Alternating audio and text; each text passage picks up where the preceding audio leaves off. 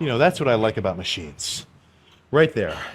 Being able to just do fucking literally a tenth of a rep as a partial and having that be, you know, the maximum amount of movement that I can physically get. That's why I like hamstring curls. That's why I love leg extensions. That's why I love pull downs and rows. Because even though I'd get too fatigued to do one more complete rep, I can still keep pushing it and pushing it and pushing it until, well, you know, right there. With movements like that, if you end the set just because you got up to here and you're like, oh, that kind of burns a little. This is the table and it is fucking covered in gains and you just walked away. What I really like before a good set of squats, honestly, ideal situation in terms of like my subjective feeling, is I load up the weight, I sit down, I have my song playing, and then while it's playing, as I'm kind of imagining the set that I'm about to do, my heart starts racing. It starts thumping in my chest, and I start getting a little bit fucking, oh shit. Oh shit. As if like a wrecking ball is coming towards me, and I can't move, and it's just like fucking headed straight for me. Fuck. And then run up to do the set. And squats are the only movement that give me that feeling. You know, I never get that level of kind of, let's just say adrenaline for barbell bench or dumbbells or curls or push downs.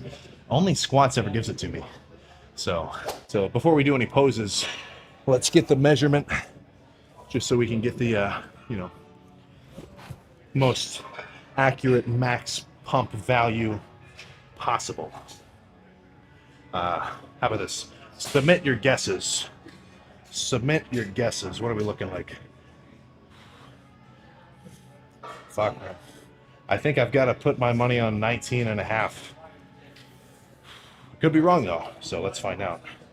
It's kind of tricky to do this alone. Usually it's easier if you have a guy fucking help you, but whatever. And then make sure you do it fairly, alright? Don't fucking measure crooked or anything weird like that. So not only are you lying to other people, but you're just lying to yourself. You are just lying to your freaking self. Come on. Yeah, fuck. 19 and a half. 19 and a freaking half. On the dot.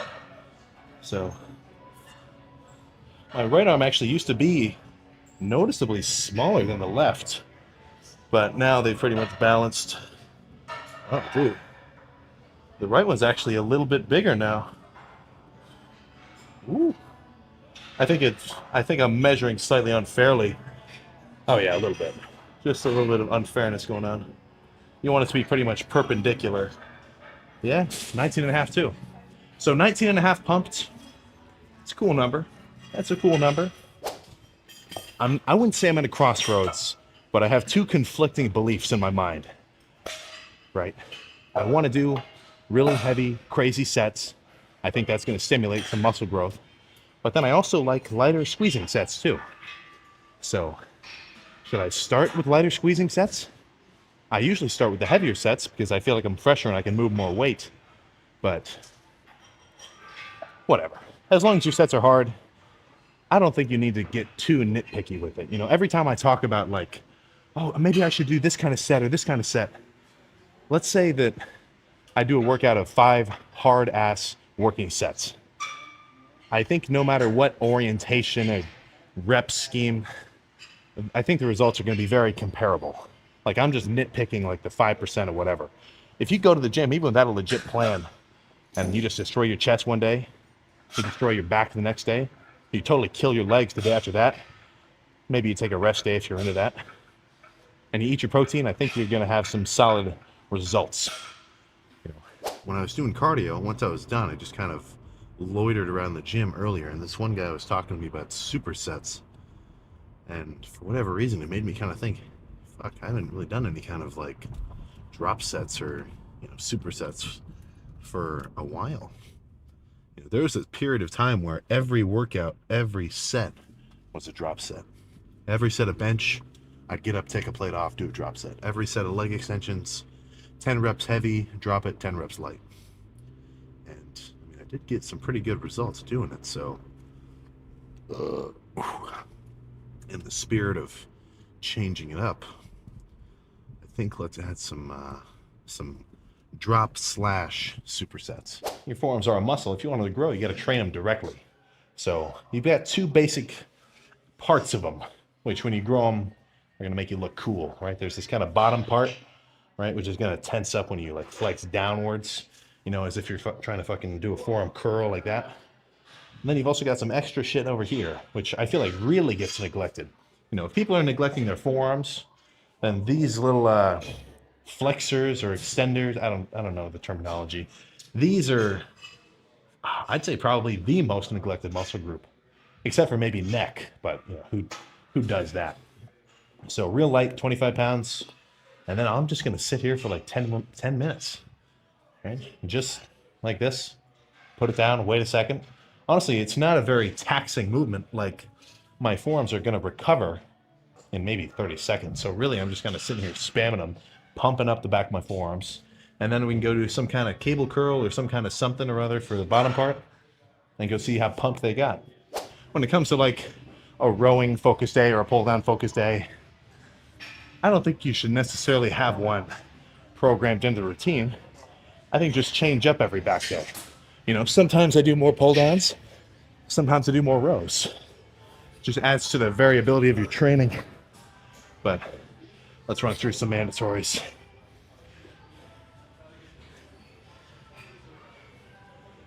I love the cutoffs. I cut this one just a little too shallow in the front.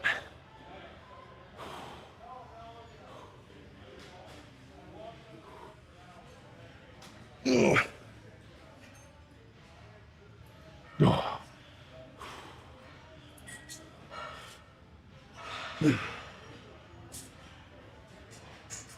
All right, you tell me if those aren't some fucking lats.